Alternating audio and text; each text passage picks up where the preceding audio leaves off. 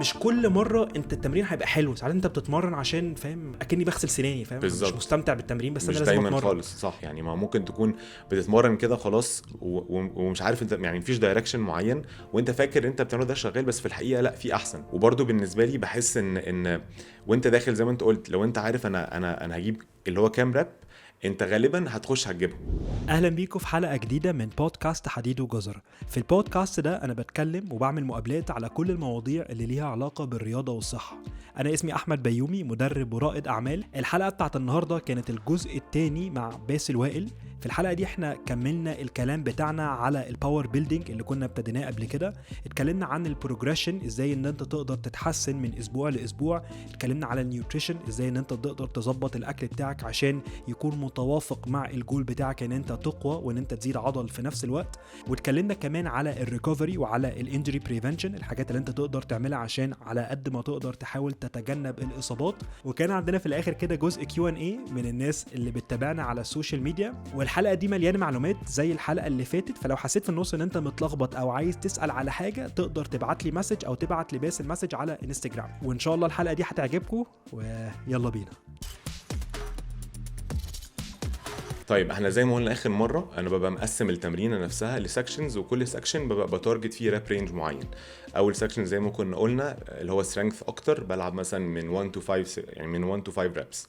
بعدين السكشن اللي بعديه اللي هو بيبقى بيتارجت سترينث بس برضو شويه هايبرتروفي، بلعب مثلا في رينج من 6 ل 10 او من 6 ل 12. ده الكومباوند اكسسوري بالظبط، اللي هو الكومباوند اكسسوري، زي مثلا الدمبل بريسز، اللاج بريسز، الشولدر بريسز، الروز للظهر وكل الكلام ده. سبليت سكوات بالظبط، اي حاجه بقى يونيلاترال زي مثلا ستيب ابس او لانجز او سبليت سكواتس او ايا كان، اللي هي الموفمنتس اللي تعتبر هي مش كومبيتيشن ليفت، يعني مش بنش وسكوات وديد ليفت، بس ممكن تكون فاريشن منهم، وممكن تكون حاجه بتكومبلمنت دول، بس هي ستيل كومباوند موفمنت، يعني بتشغل اكتر من جوينت في نفس الوقت. دول بحس انا بالنسبه لي بحب العبهم في رينج من 6 يعني ل 12. الفتره دي انا بلعب في رينج 6 ل 8، اللي هو بحاول اتارجت اوزان اتقل شويه، وابقى دايما منشن في رينج اللي هو من 6 ل 8. تمام. بعدين اخر سكشن قلنا اللي هو يعتبر ايزوليشن اكتر او اكسسوري اكتر، اللي هو سنجل جوينت موفمنتس زي البايسبس، الترايسبس، السايد دلتس، الحاجات اللي هي الكافز، الحاجات اللي هي العضلات الصغيره شويه، بتارجت فيها ما بين 12 ل 15 او 20.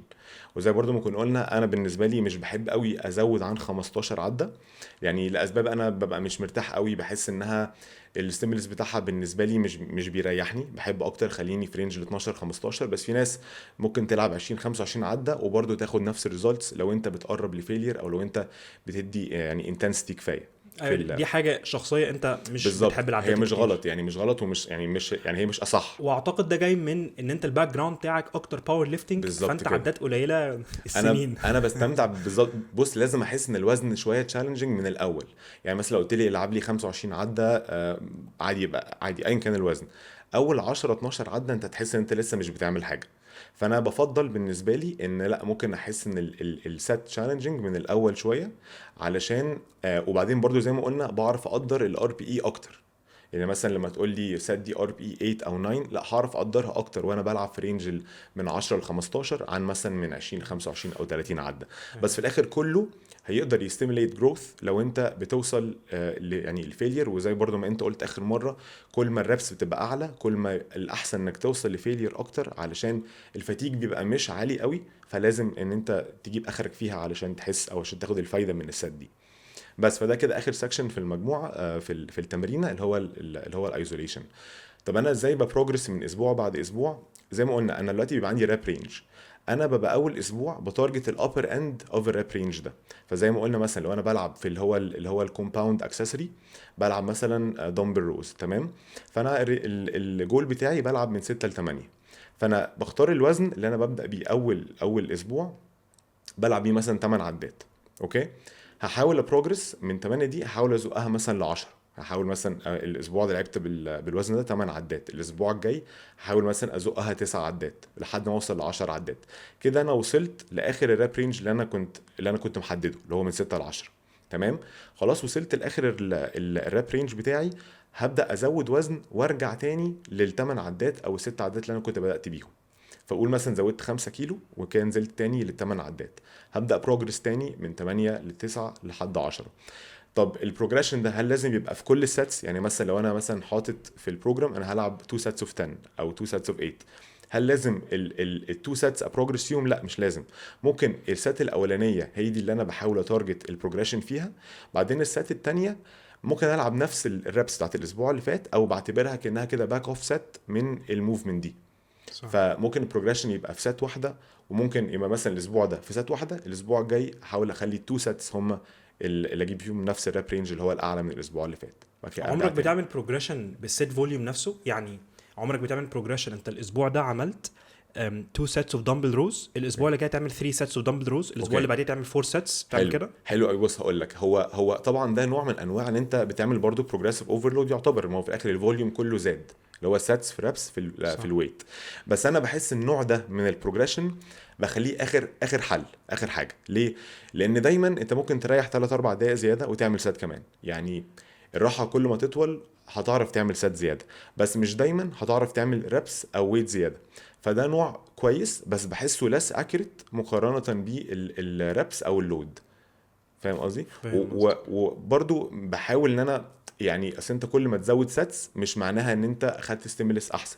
بحس الستيمولس بيبقى احسن لما بتحط كل التركيز والانتنسيتي في يعني من 1 to 2 ساتس مثلا اللي هم الاولانيين دول اكتر بنفيت انت خدتهم خلاص من التو ساتس دول. بعد كده بيبقى ماشي انت بتستفاد، بس اول اتنين دول هم دول اللي فعلا عملوا معاك الفرق. هقول لك انا بفكر في ايه. عموما انا بعمل زيك تقريبا. يعني البروجريشن اللي انت بتعمله ده بيسموه الدبل لينير بروجريشن، اللي هو انت عندك الريب رينج زي ما انت قلت من 6 ل 10، وبعد كده انا مسكت وزن عملت بيه 6 7 8 ايا كان. انا هفضل كل اسبوع احاول ازود عدات لحد ما اوصل لاخر الليميت، اخر تمام. المدى اللي هو هيكون 10 عدات. اول لما اوصل ل 10 عدات هشوف الانكريمنت الزياده اللي انا اقدر ازودها، لان الموضوع بيختلف من دمبل لدمبل، من جيم لجيم، طبعا. وبيختلف من الجهاز. انت ممكن تبقى بتعمل بنش بريس، فساعتها انت ممكن تزود 2.5 كيلو، 1 وربع و1 وربع، وممكن الدمبل تبقى محتاج انك تزود 2 كيلو او كيلو ايا كان. فبشوف الانكريمنت التاني واروح مزوده، وبعد كده ابدا من تحت بعمل زي كوبي بيست اللي انت بتعمله. وحته ان انا ازود السيت فوليوم اعتقد هي ممكن يبقى ليها فايده لو انا ببيلد اب في السايكل، بمعنى ان انا بايزت ان عاده لو انا جاي من انتنسيتي بلوك، لو انا كنت جاي من بلوك التمرين، والتمرين ده كان مركز اكتر على الانتنسيتي ومركز على السترينث، وداخل على حاجه فوليوم ومداخل على حاجه فيها ساتس كتيره والكثافه بتاعه التمرين بتزيد، ساعتها بفضل ان انا يكون في ترانزيشن من هنا لهنا عشان ما يبقاش فيه اكسسيف سورنس وجسمي يشد قوي، لان انا مش هكون مستحمل او متقبل الفوليوم ده. فساعتها الترانزيشن ده انا ببيلد اب. فانا لو انا عارف ان انا في اليوم ده هعمل 4 سيتس اوف بنش بريس، ده العادي بتاعي، انا ممكن ابدا في اول اسبوع ب 2 سيتس او 3 سيتس وازود واحده، بس بعد كده خلاص مش هزود سيتس تاني. فاللي هو انت كانك بتخش في السايكل بتاعتك واحده واحده، يعني بتيز ان زي ما انت قلت، او بتخش سنه سنه في السايكل، بدل ما تبدا على طول 4 سيتس. بس مش هتزود مثلا 4 دي ل6 مستحيل في اسبوع من الاسابيع. هقول لك بقى على حاجه، هي دي الحته المهمه. امبارح كان عندي الدسكشن دي، كان في حد بيبعت لي مسج كده على واتساب، كنا انا وهو بنتناقش في بروجرام، كان في بروجرام نزل كده على ايرن الابلكيشن، فكان هو بيتناقش معايا كده، بيقول لي الاسبوع الاولاني كان سهل وايه اللي هيحصل في الاسبوع اللي بعد كده. فانا كنت بشرح له الثوت بروسيس نفسها على ازاي تبيلد اب التمرين. معظم الناس فاكر الحته دي لما كنا اتكلمنا فيها، اللي بتقدر تعمل فوليوم كبير قوي عاده الانتنسيتي بتاعه التمرين ما بتبقاش عاليه. السيتس نفسها السيت لما بتبقى انت قريب من الفيلير من 3 2 ريبس ان ريزيرف 1 ريب ان ريزيرف، انت هتموت، انت هتقوم بتشيك. وزيرو ريبس ان ريزيرف في حاجه بقى زي الدمبل بنش بريس او اللاج بريس او اللاج ايا كان التمرينه بصراحه، انت يعني هتقوم رجلك بتترعش او ايدك بتترعش، وهتعرف ده ان انت لما تخش المجموعه اللي بعديها لازم تلاقي ان البرفورمانس ابتدى يتدهور. لو انت بتعمل كل مجموعه 10 عدات في حاجه غلط. صح مش طبيعي. بالظبط. انا كنت لسه اقول لك برضو كده، لو مثلا حد هيلعب بفوليوم عالي شويه يعني بمعنى النمبر اوف سيتس، لو مثلا هتعمل عايز مثلا تعمل 3 في 10 4 في 10 ايا كان، تاكد ان الانتنسيتي اللي انت هتطلع بيها الاربع مجاميع مش هيبقى عالي قوي مقارنه بيه لو هتعمل 2 سيتس مثلا، او مش هينفع يعني غصب عنك مش هتقدر تحط نفس الانتنسيتي ده في الاربعه سيتس. لو انت عايز تعمل فوليوم عالي، الاحسن لك بقى لو حد يعني مصمم يعمل 4 5 سيتس من تمرينه معينه، ما ينفعش توصل لفيلير في كل مجموعه منهم، لان انت على اخر مجموعه هتبقى فاتيجد جدا وهيأثر على التمارين اللي بعدها. كنت لسه سامع حاجه كده، في واحد اسمه بول كارتر، لو يعني هو برضه طالع الفتره دي قوي، بيعمل برضه ريسيرشز كتير، وبيطلع بيقعد يعني يسف على الناس اللي بتطلع مثلا يعني حاجات اللي هو مثلا ترندي او كده. فكان بيتكلم كده في بودكاست، كان بيقول لك ان انت اكتر ريتيرن بيجي لك هو من اول لثالث ست. يعني انت دلوقتي عملت ست من تمرينه معينه، عملت ست كمان منها، انت خدت ريتيرن عالي. من ست التانية للتالتة اخدت ريتيرن ماشي برضو كويس. من التالتة لحد بقى فيما فوق الريتيرن يكاد يكون مش موجود. طب ليه بقى تقعد تعمل ساتس زياده وفي الاخر الفايده اللي هتجيلك او الدامج اللي انت هتعمله للعضله يا دوبك هيبقى رايح ان العضله تعرف تريكفر بعد كده. وزي ما كنا قلنا ان في محتاج العضله انها تادابت علشان تعرف انها انها ترجع تبقى اقوى. فليه تقعد تحط ساتس كتيره وانت الريتيرن بتاعك مش هيبقى قد كده، لان غصب عنك مش هتعرف تحط فيها الانتنسيتي بتاعت اول او تاني سات، بالذات لو زي ما انت قلت وصلت مثلا اللي هو الار اي ار 1 او 2 ريبس. صح بالظبط. طب تعالى كده نفكر في البروجريشن كفكره. انا من فتره كده ابتدى ينتشر مفهوم مختلف للبروجريسيف اوفرلود. هو مش بيشرحه بشكل مختلف، او مش بيقول ان هو المعنى اللي احنا فاهمينه بتاع ان انت بتشيل الطور على كتفك كل يوم ده. عارف القصه بتاعت اللي هو مع الوقت الطور ده كان صغير وكبر وبتاع، فانت كبرت. فالمفهوم ده صح، هو ده فعلا بروجريسيف اوفرلود. لما انت بتزود بالتدريج العضله بتقعد تادابت عشان تستوعب اللي انت طالبه منها، ان التاسك او المتطلبات بتاعه التمرين بتاعتك بتزيد، فالعضله حجمها بيزيد او قوتها بتزيد ايا كان.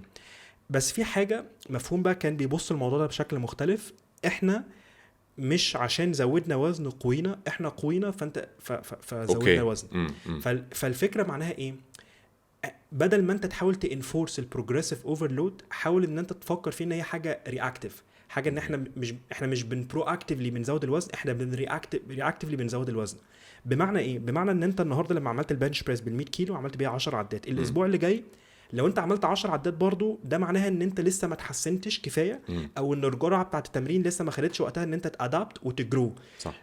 فانت كده ممكن تبقى محتاج اسبوع كمان عبال ما تقدر تعمل ال11 عده، وممكن تعملها على طول. مش قصدي ان ده يحصل او ده يحصل، بس قصدي فكره ان انت بدل ما تنفورس تفكر فيها انها بالشكل ده. انت لو خدت الجرعه الكافيه المظبوطه على جسمك، مفروض الاسبوع اللي بعديه ان انت يجاد باتر، ان انت تتحسن في التمرين. بس برضو يعني هو طبعا زي ما انت قلت، هو البروجريشن يعني معنى اللي انت قلت ان هو مش لينير، صح؟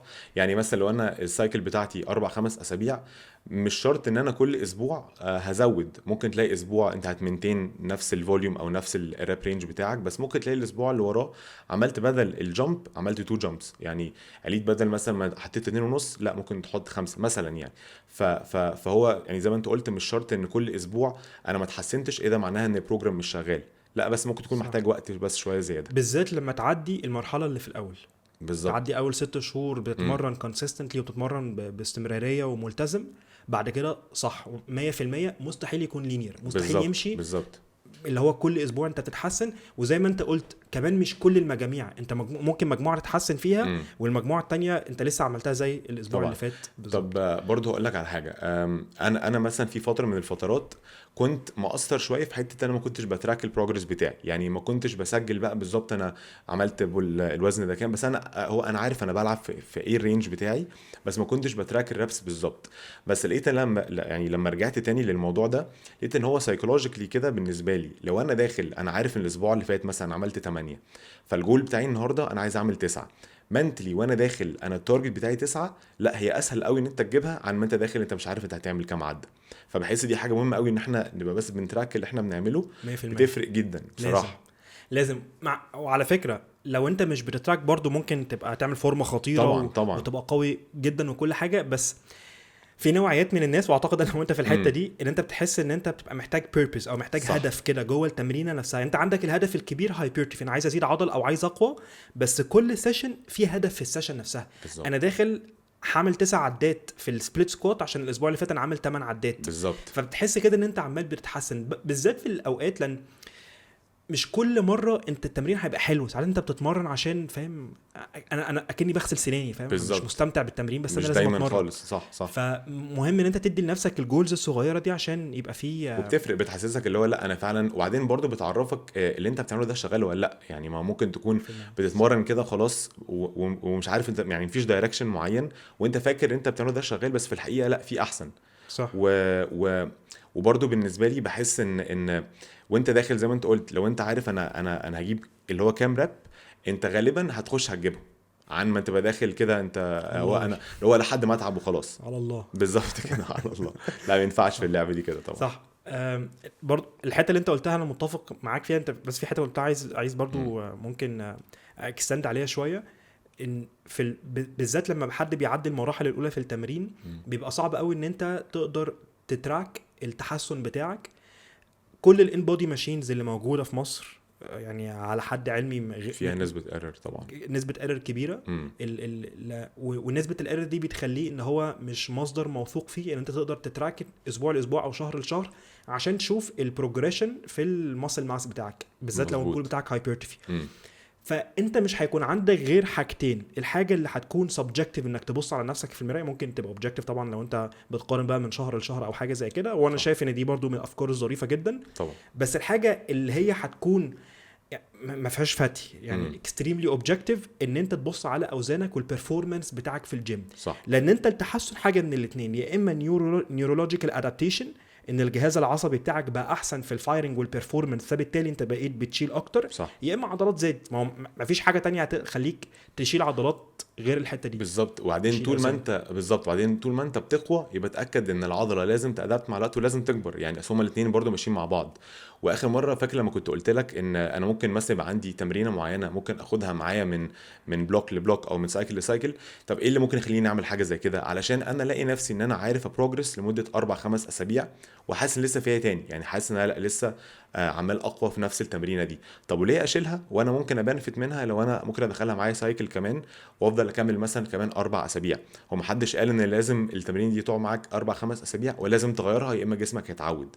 لا، جسمك هيتعود لو انت لقيت نفسك مثلا اسبوعين او 3 ورا بعض نفس التمرينه دي بتخش يا دوبك انت بتجيب نفس العدد، وكمان ممكن تلاقي نفسك بتريجريس مثلا. ساعتها لا، يبقى ممكن جسمك خلاص جاب اخره في الفاريشن ده ومحتاج مثلا يعني ستيمولس جديد شويه من تمرينه جديده، وساعتها يبدا ان هو يبدا يادابت تاني ويبدا صح. يمبروف. طيب احنا كده اتفقنا على الفريم ورك او النظام اللي انت بتعمله عشان تعمل بروجريشن من اسبوع لاسبوع في الكومباوند اكسسوري والاكسسوري موفمنتس. اوكي بالظبط. بالنسبه بقى للمين ليفت نفسها، تمام. البروجريشن اللي انت بتعمله من اسبوع لاسبوع بتعمله ازاي؟ البروجريشن بيبقى اكتر ماشي بالار بي اي. يعني انا مثلا بتارجت ار بي اي معين، مش لازم يعني حاجه معينه، يعني مش لازم مثلا ار بي اي 8 بس، لا ممكن ابقى حاطط رينج مثلا من 7 ل 9 او من 8 ل 9.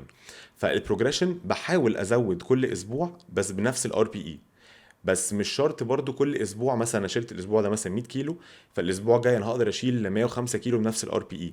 فانا بسمع لجسمي قوي بقى يعني في المرحله دي. ودي من اكتر حاجات اللي ممكن لما نتكلم عن الريكفري وعن الانجري بريفنشن اللي هو زي يعني تبقى واثق ان انت مع الوقت هتعرف تحمي نفسك من اي بوتنشال انجريز يعني.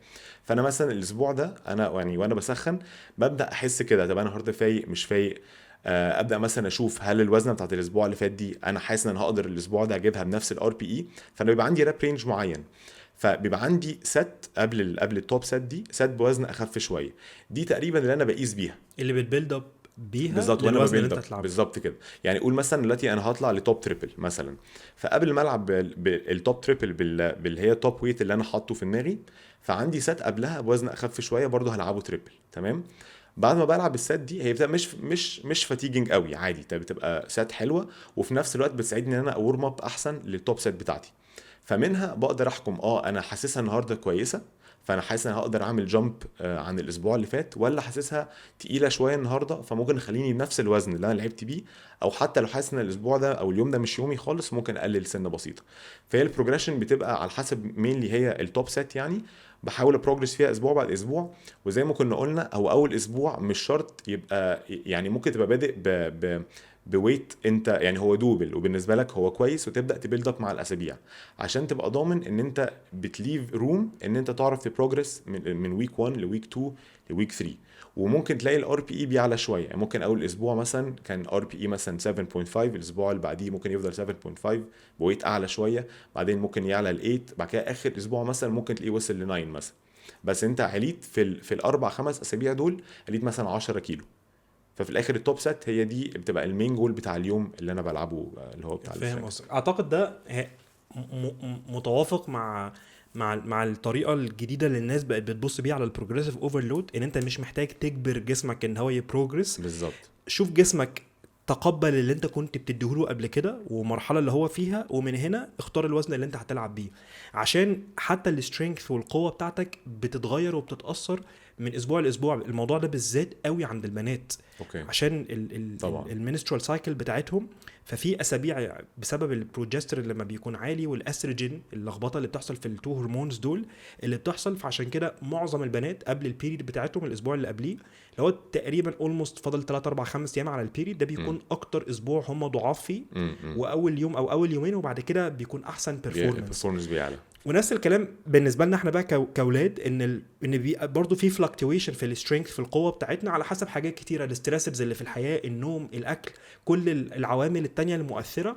فطبيعي ان انت ما تلاقيش ان انت بتتحسن بالورقه والقلم. بالظبط. عشان كده حته ان انت تفكر فيها كار بي زي ما انت قلت، انا شايف ان دي الحل المثالي للبروجريشن، بالذات في الباور بيلدينج. يعني احنا لو كنا بنتكلم في الباور ليفتنج وبنتكلم في السترينث، ساعتها بقى احنا هنفكر ان احنا عندنا حاجات تانية كتير. ممكن نفكر في الدي او بي، ان انت عندك بقى ممكن تفكر في حته الاستراكشر بتاع التمرين، انت تعمل يوم سترينث ويوم هايبرتروفي ويوم باور. وممكن تفكر ان انت بتعمل الويف لودنج، اللي هو انا الاسبوع ده عملت 5 عدات، الاسبوع اللي جاي 3 عدات، وبعد كده عدتين اند سو فورث.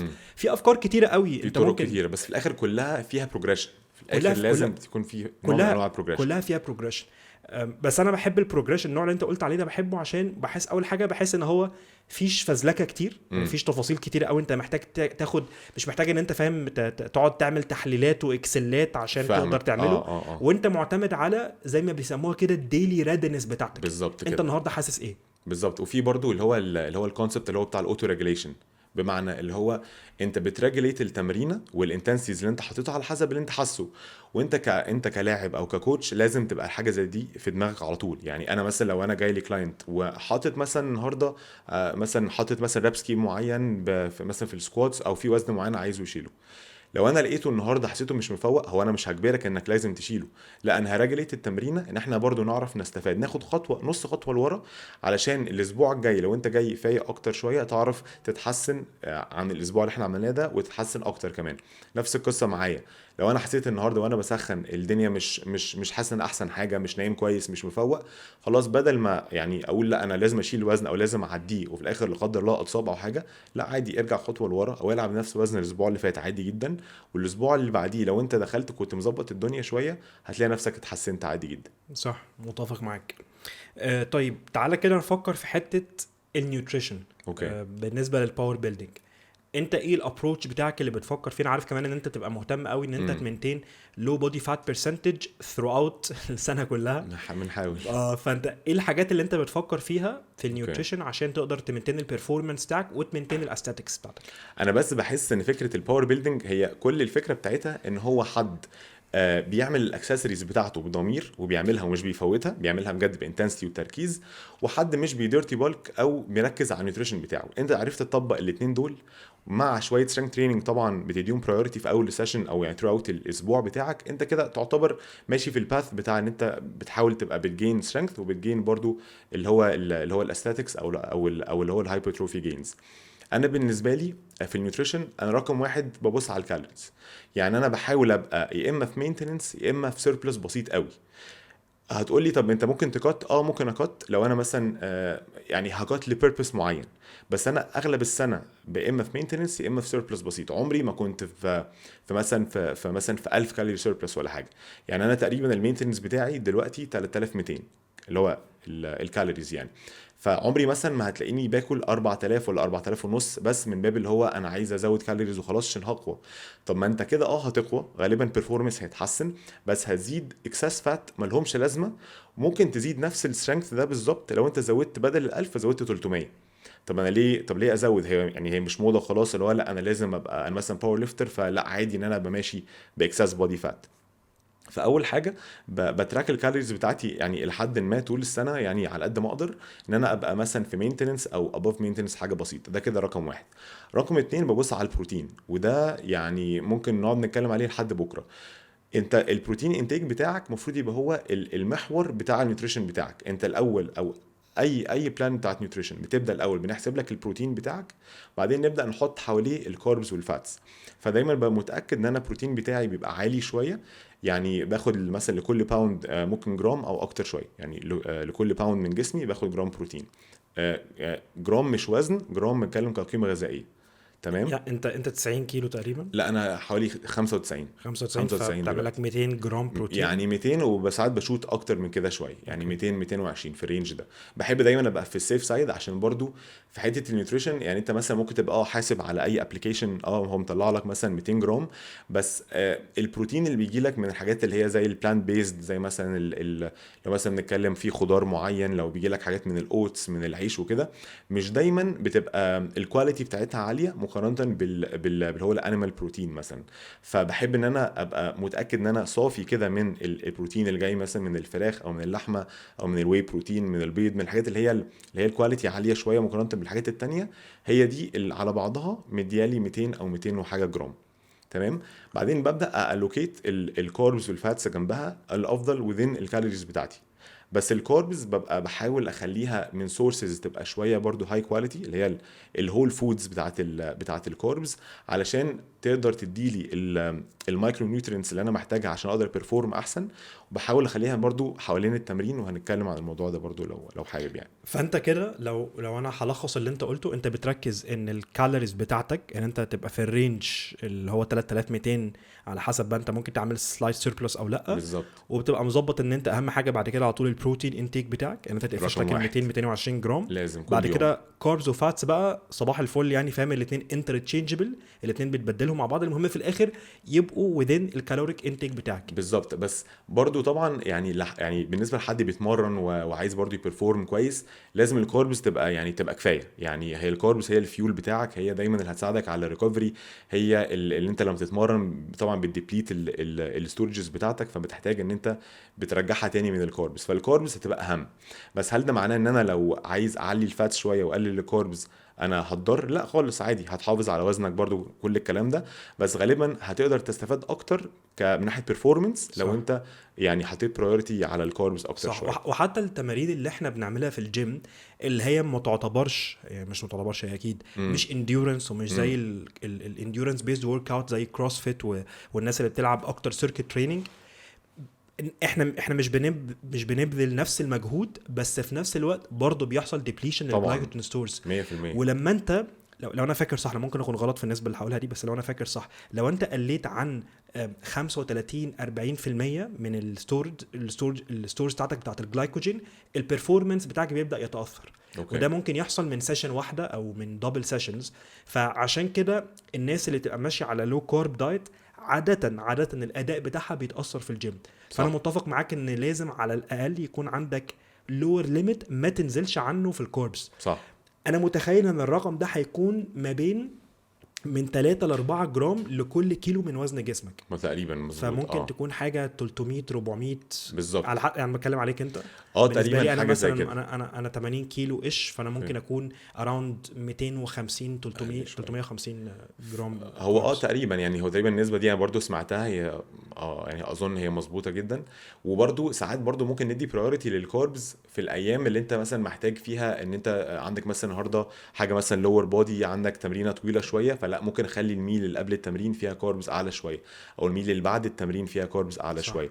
فبرضو ممكن انت تدي برايورتي للكاربز على حسب الايام بتاعتك. عندك مثلا بكره تمرينه مهمه، فممكن النهارده مثلا لو انت هتبقى مريح ممكن ازود كاربز شويه عشان عايز بكره ابقى فيولد وابقى مفوق، ويعني واكون يعني فولي ريكفرد للتمرينه دي. طب لما يجي لك كلاينت الجيم وبيكون عايز يلعب باور بيلدينج، طبعا هو مش بيقولها كده، بس بيقول انا عايز اقوى وعايز ازيد عضل في نفس الوقت which is باور بيلدينج. بيقول لك انا عايز العب باور بيلدينج وفي نفس الوقت بيكون عنده الجول بتاع ان هو عايز يخس. ساعتها انت اللي بتنصحه بيه في النيوتريشن بيكون عامل ازاي؟ ساعتها لو هو لسه بيجنر بفهمه ان في حاجه اسمها بودي ريكومبوزيشن. اللي هو ايه، اللي هو انت لسه في الاول، فانت جسمك يقدر ان هو يزيد عضل ويزيد سترينث، وفي نفس الوقت ممكن تلوز شويه اكسس فات، يعني تقدر تعملها. وطبعا طول ما انت يعني بتعدي بقالك شهور وسنين بتتمرن، بتبقى اكتر ميال اكتر للادفانسد سايد اوف التمرين، الموضوع ده بيبقى صعب جدا ان انت تزيد ماسل وتلوز فات في نفس الوقت. فبفهمه ان احنا ممكن نعمل ده. فساعتها ممكن اقول له ان خلاص احنا ممكن ناكل في ديفيسيت، بس ديفيسيت بسيط شويه، اللي هو يا دوبك يدينا الفات لوس اللي احنا عايزينه، وفي نفس الوقت يبقى الكالوريز كفايه ان هو يعرف يتمرن ويعرف يزيد سترينث. لكن انا لو من الاول حطيته مثلا على ديفيسيت عالي قوي، مش هيخس، بس هيلاقي نفسه بعد اول اسبوع او اتنين هيحس البرفورمانس بيقل حتى لو هو لسه في الاول. طب ليه؟ انا ممكن احط ديفيسيت بسيط شويه وهيخس منه برضو، وابقى ضامن ان الكالوريز اللي هو بياكلها دلوقتي اللي هي ماشي هي في ديفيسيت، بس ساعتها هيقدر يجين سترينث. وطبعا هركز على البروتين ده برضو رقم واحد، لان طول ما انت البروتين بتاعك عالي، طول ما انت مدي سبب لجسمك او يعني مدي سبب لجسمك كفايه، اللي هو انا محتاج احافظ وابني الكتله العضليه بتاعتي والسترينث طبعا عشان اقدر اريكفر وكل الكلام ده. فاهم قصدك. انا بقى اعتقد برضو انا مش بعمل حاجه مختلفه عنك قوي في الحته دي. ممكن هكون اللي بفكر فيه ان لو حد بيجنر كومبليت بيجنر، هكون مهتم بحته ان هو يبدا يتعود ان هو بياكل هيلثي، وان هو يفكر في الابروتش بتاعه للرياضه والاكل ان هي حاجه، ان هي عادات صحيه هو عايز يبنيها. صح. عشان كده بفكر ان هو يعمل يفكر فيها كبودي ريكومبوزيشن. يفكر ان هو كل بس ات مينتننس، مجرد ان انت ابتديت تاكل من مصادر كويسه، بتركز في البروتين وبتزود الخضار والفاكهه في الدايت بتاعك وبتتمرن كويس، جسمك هيبدا يتغير، لان انت جاي من كنت لسه ما بتعملش اي حاجه، وهتلاقي تحسن. وفي نفس الوقت هيبقى سهل عليك ان انت تحافظ على العاده دي. صح. عشان يكون عندك في رحلتك بقى كلها تلاقي النتيجه الايجابيه اللي انت بتدور عليها. فانت قصدك ان انت بتحاول ان انت بتدخل له حاجه واحده كده، علشان ما يحسش ان ايه ده من الاول خالص انا محتاج اكل في ديفيسيت ومحتاج اتمرن ومحتاج ازود بروتين، فيحس الموضوع اوفرويلمنج شويه. بالظبط. وهو كده لو حد اصلا جاي من باك جراوند شويه بياكل اكل بروسيسد او بياكل مثلا جانك فود كتير وكده، لو هو بدا يبني هابتس زي ما انت بتقول ان هو بياكل هيلثي وهول فودز وكده، كده تقريبا هو هيقلل بتاع 1000 كالوري من الدايت بتاعه اوتوماتيك. صح. لوحده من غير بعدين هيحس ان هو بياكل اكتر، لان هو الاكل اللي هو الهيلثي ده هو فيه فوليوم اعلى، فمش هيحس ان هو جعان، مش هيحس ان هو مثلا قص اكله مره واحده بالنص، لا انا باكل كويس وباكل كل حاجه، بس هو بدا يتعلم الهابتس اوف يعني اوف الهيلثي ايتنج. ودي بصراحه حاجه مهمه قوي بالذات لو حد في الاول يعني. بالظبط. لان الحاجات للاسف مع انها بتبقى ايجابيه، بس الترانسفورميشن بروجرامز اللي هي البيفور والافتر اللي هي بتعتمد على ديفيسيت جامد وتمرين جامد، واللي هي في الاخر بتدي النتيجه الايجابيه اللي كلنا بندور عليها، المشكله ان الناس بتريباوند منها لان هو ما خدش الوقت الكافي ان هو يقدر يبني العادات الصحيه اللي صح. يقدر يكمل بيها. عشان كده بصراحه اي بيجنر بيتمرن معايا انا مستحيل اخليه يعمل ديفيسيت على الاقل. طبعا يعني طبعا لو هو عايز هيعمل، مش بكتر على حاجه، بس قصدي الريكومنديشن بتاعي حتى مثلا لو هو يعني حتى لو اكسس فات، حتى بالعكس بقى لو اكسس فات، لان هو اصلا زي ما انت قلت، هو لو قلب ان هو بقى بياكل اكل كويس، خضار وفاكهه بروتين، اوتوماتيك ان هو هيبقى على ديفيسيت وهيحس ان هو شبعان. فمش محتاج ان هو اصلا يبقى كمان على فوق كل الكلام ده ان هو يعمل ديفيسيت. صح. وبرضه بحس الموضوع ليه برضه ابروتش هرمونال شويه. يعني مثلا لو حد على طول جسمه متعود ان هو بيخش له اكل زي ما قلنا بروسيسد واكل مش هيلثي والماكروز متلخبطه، يعني دايما الكاربز والفاتس عاليه قوي والبروتين طبعا قليل، عشان معظم الاكل اللي بياكله تلاقيه برضه لو ان بروتين، او بياكل مثلا ميل في اليوم واحده بس هي اللي فيها بروتين يعتبر. لما يقلب ده فابن الشام بس مره على هي وجبه ابن الشام في نص اليوم بس. فلو هو بدا يقلب ان هو بدا ياكل هيلثي، بحس ان جسمك نفسه بيبدا يحس اللي هو ده انا المفروض اكل كده، يعني جسمك بيحس ان هو المفروض ياكل كده، فالهرمونز بتبقى ريجوليتد احسن، فبتبدا تعرف تبيرن فات وتبدا تعرف تبيلد ماسل، وهتلاقي جسمك شغال بشكل احسن بكتير قوي عن ما كنت مينلي بتاكل يعني اكل بروسيسد او كده من بره. فاهم قصدك. طب انت بالنسبه لك لو حد بيجنر وجي قال لك انا المفروض اتراك كالوريز، ساعتها حتى لو مينتنس، حتى لو بياكل باي طريقه؟ بص انا متخيل يا باسل ان مفيش، اكيد طبعا انت عارف الكلام ده، بس للاسف مفيش وان ابروتش هيبقى مناسب لكل الناس. عشان نوعيات الناس نفسها بتختلف. في ناس بتبقى اناليتيكال قوي، وناس بتبقى بتحب تركز في التفاصيل، وبتحب ان هي يكون عندها حاجه ميجربل وبتتراك عشان تحس انها بتتحسن، زي ما انا وانت لما كنا بنتكلم على التمرين. انت في تمرين وبتتراك البروجرس بتاعك. ففي ناس ممكن يكون مناسب ليها انها تتراك الاكل بتاعها عشان تحس انها اون توب اوف، او ان هي خلاص انا مسيطر على كل العوامل الخارجيه عشان اقدر امشي على الدايت بتاعي. بس لمعظم الناس بصراحه، بالذات لو في الاول، انا مش بنصح ان هو يتراك كالوريز. انا بنصح ان هو يركز ان هو هيفكر ان هو بينكلود مور ذان ان هو بيكسكلود. صح. الجمله دي كان اريك هيلمز قالها في حته الانكلوجن مور ذان اكسكلوجن. بدل ما تفكر ان انت النهارده بتكت 500 كالوري ديفيسيت او 1000 كالوري ديفيسيت، فكر النهارده ان انت هتزود البروتين انتيك وهتاخد مثلا 2 جرام لكل كيلو زي ما انت قلت، او جرام لكل باوند. وفكر ان انت هتاخد لك 3 ل 5 سيرفينجز فاكهه و3 ل 5 سيرفينجز خضار. صح. ده لوحده غير ان هو طبعا هيشبعك جدا، ومش سهل خالص اصلا تاكل كميه الاكل دي. تخيل ان الجول بتاعك دلوقتي مش ان انت تقطع اكل، الجول بتاعك ان انت تزود اكل. بالظبط. اوتوماتيكلي هتلاقي ان انت قللت من الحاجات التانية. بالظبط. وحاجه برضو زي مثلا هو ابدا الميل بتاعتك بقى، يعني ابدا كل البروتين الاول او كل الخضار الاول، فعقبال ما ترجع او ما تيجي للكاربس تحس ان انت فل. ومثلا تشرب ميه قبل ويعني بعد الاكل. الحاجات دي كلها يعني بصراحه بتفرق، وهي كلها هابتس في الاخر، كلها بالزبط. انت بتبني هابتس في اخر اليوم هتخليك تاكل في ديفيسيت او حتى هتاكل انضف. يعني مش لازم تكون تاكل زي ما انت قلت في ديفيسيت من الاول، بس انت بتبني هابتس عشان تعرف تنتظم وتعرف تسستين ده بالظبط. في الاخر. من اكتر العادات اللي احنا كلنا بتنقصنا في اي عزومه في اي قعده، هتلاقي ان الخضار دايما هو اللي مظلوم. بالظبط. يعني الطبق هتلاقي ان هو احنا عاده بنحط في يعني في العزومات وحتى في العادات بتاعتنا في الغداء العادي اللي هو في اي بيت مصري اللي هو بتاخد رز خضار بروتين، بس بتلاقي ان الرز والخضار ده بنعتبره ان هو بطاطس، فتلاقي رز وبطاطس فاهم تعمل كارب على كارب وبعد كده تاكل بروتين اللي هو ورك فرخه مثلا، فالهي دي بتبقى مظلومه. فتخيل بقى ان انت بتغير المنظور ده. صح. وبتفكر انت تاكل لك طبق سلطه خضراء، السلطه البلدي، طبق سلطه خضراء كبير، ومعاها بدل الورك الفرخه بقى صدر فرخه بالظبط. وممكن في الاخر بقى تبقى تاخد لك زي قد بولة شوربه، بتحط بقى فيها النوع كارب واحد، بطاطس على رز، وبعد كده تخلص بحاجه تانية فيها كاربس. وبرده عشان كل نوع من الاكل مثلا كبروتين وككارب وكفات، كل حاجه منهم بيكون ليها اللي هو ساتايتي ليفل مختلف. فانت لو ركزت على البروتين وعلى الخضار اللي هو فيه فايبر عالي، دول اصلا بيحسسوك بالشبع اكتر بكتير قوي من لما تاكل مثلا كاربز لوحدها، او يبقى معظم الميل بتاعتك مكونه من كاربز. فانت هتلاقي نفسك ممكن تكون بتاكل، انت حاسس ان الطبق هو نفس الحجم، بس عشان انت غيرت التقسيمه نفسها فانت تحس ان انت قايم انا فول اكتر بكتير، والكريفنجز كمان اقل. يعني الموضوع ده برضو بيفرق قوي بعد الاكل. صح. حاجه كمان هي برضو منتشره بشكل رهيب. احنا طبعا بنشوف الاكل الخطير اللي موجود على السوشيال ميديا، وبنشوفه في كل المحلات، البيتزا طبعا. والجبنه مش عارف السايحه ازاي، والبرجر وكل السندوتشات الجامده دي. واحنا بعد كده لما حد بيكون عامل دايت بيحاول يبدا يقلد الكلام ده، بس بطريقه دايت، انجريدينت صحيه. ايوه. والفكره نفسها ظريفه، فكره منطقيه. بس هي المشكله مش في نوع الاكل. يعني مشكله البيتزا مش ان هي معموله من ان هي فيها وايت فلاور او هي معموله عليها جبنه، مش دي المشكله. المشكله ان هي طعمها حلو قوي قوي، فبيبقى سهل عليك ان انت تاكل اكتر من احتياجك، مقارنه لو احنا هنفكر في الفراخ المشويه، صدر الفرخ حتى لو معمول ازاي، طبعا مش قصدي محمر، مش كنتاكي يعني، بس لو فات صدر الفرخه في البيت معمول في الفرن او حاجه، انت هتقدر تاكل كام صدر؟ هتاكل لك يا عم صدرين، انت تنين مجنح بيج رامي هتاكل لك صدرين بس، بعد كده خلاص مش هتاكل لك 3، مش هتاخد فرخه كامله صدور. صح. لكن البيتزايه انت ممكن يا باشا تخلص بتاعت بابا جونز لوحدك وتقوم بيها بالستافد كراست وتقوم تحلي عادي جدا، وتقوم تحلي عادي، لانها طعمها خطير. فالمشكله بيكون في البالاتابيليتي او صح. في الطعم الخطير. فلو انت حاولت الفراخ المشويه الصحيه ان طعمها يبقى خطير زي بتاع الكنتاكي، صح، مع انها مكوناتها صحيه، بس انت كده فقدت المعنى، لان انت هتاكل كالوريز اكتر من احتياجك، حتى لو هي هيلثي اكتر من الفراخ او البيتزا اللي هي مش هيلثي.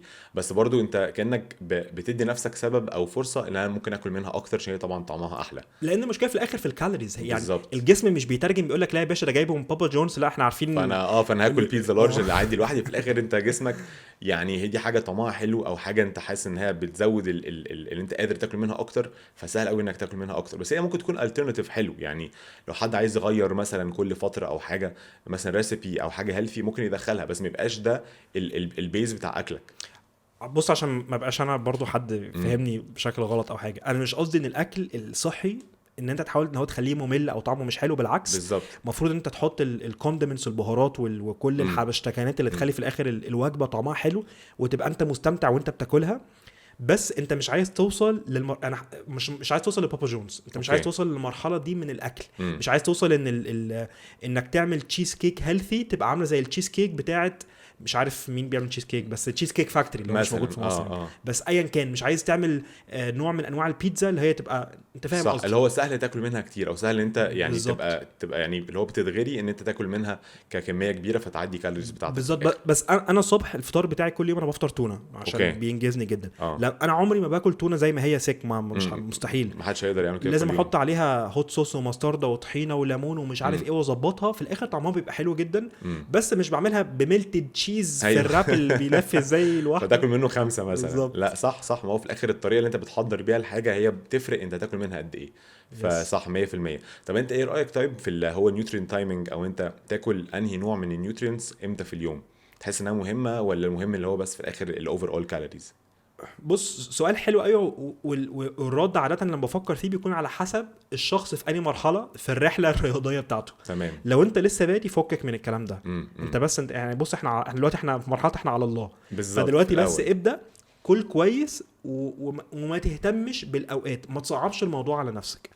بس لما انت برضو بتعدي مرحله النيوبي جينز وبتعدي اول 6 شهور لاول سنه، هفكر ان البروتين لا انت لازم تاكل لك على قد ما تقدر 2-3 سيرفينجز بروتين في اليوم، ويفضل من 3-4.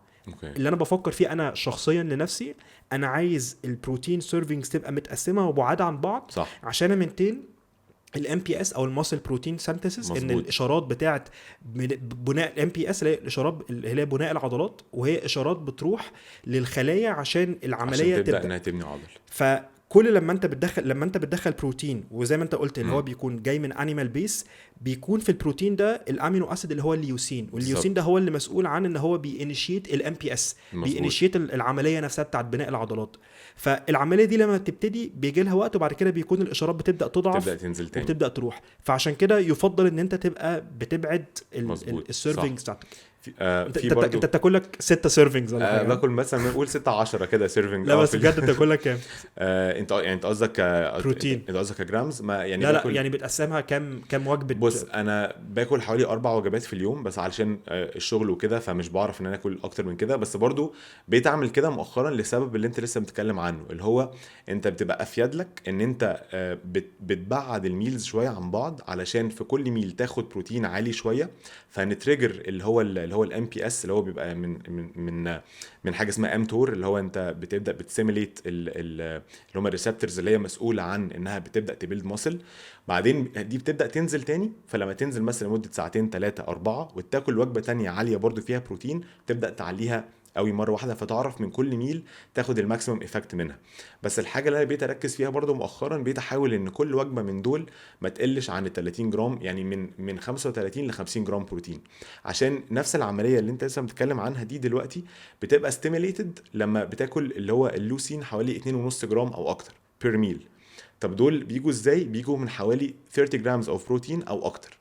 يعني ما دام انت اكلت حوالي 30 جرام او اكتر بتريجر او بتكون وصلت ل 2.5 جرام لوسين اللي هو بير ميل، فبتعرف تبدا العمليه بتاعه الام بي اس. فهل ده معناه مثلا انا لو اكلت ميل مثلا فيها 15 جرام بروتين بس مش هستفاد؟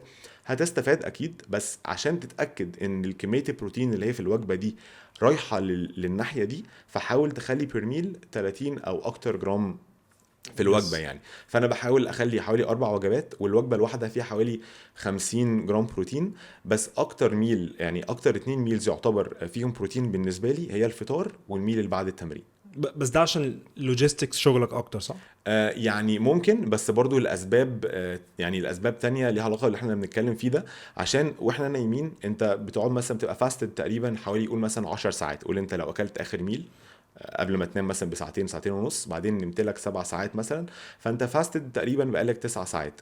فانت جسمك بيبقى جاهز قوي يابزورب اي حاجه تدخلها له.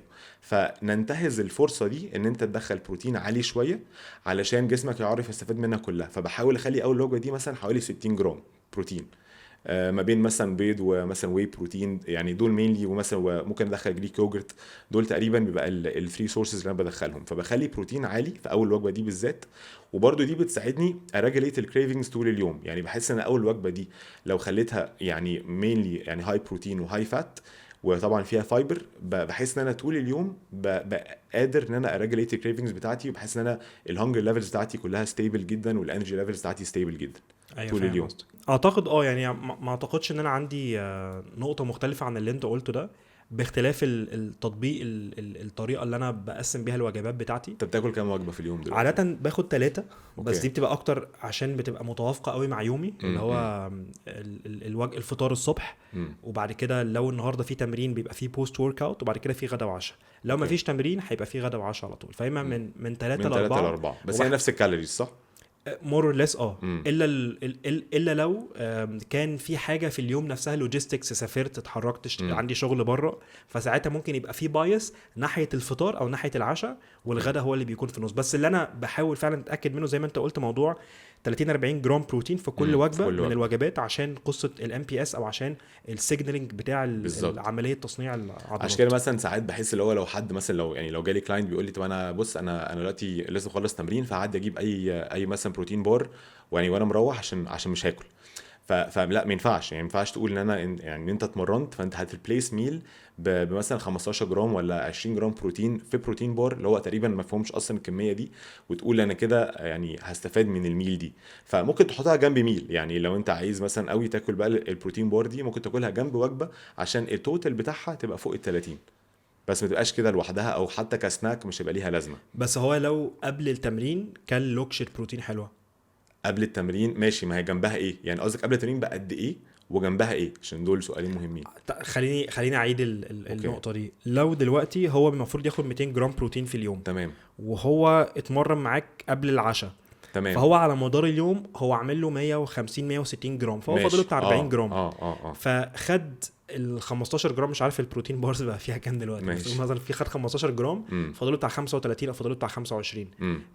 انت حاسس ان هو ستيل لازم ياخد الوجبه كلها، ياكل 40 جرام مره واحده بعد بحس ان هو هيبقى يعني انت قصدك يعني ياكلها يعني كوجبه واحده، ولا يقسمها مثلا من بروتين بار بعد كده وجبه تانية لما يروح مثلا؟ هو كده ال 200 جرام اللي هو المفروض ياخدهم في اليوم هو رينج، هو مش لازم ياخد 200 بس، بالظبط، انت ممكن تاخد 180 160 او اقل او اكتر عادي بالظبط، جدا. يعني في بالظبط. فلكسبيليتي في الحته دي. مم. بس اللي انا بفكر فيه ان هو التايمنج مهم قوي، بس الاهم منه انت تاخد الكميه كلها. طبعا بالظبط. ما هي يعني لو احنا هنتكلم كمثلا الليفلز ايه البيز ليفل، ان انت تدخل الاوفر اول الكميه كلها اللي هو ال 200 جرام او اكتر على اخر اليوم.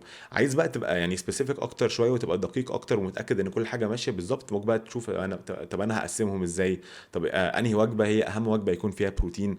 فبس بحس ان يعني لمعظم الناس لا، الاول ركزوا بس في التوتال بروتين انتيك، بعد كده ركز في الحاجات اللي هي ممكن تكون less important شويه مقارنه بده.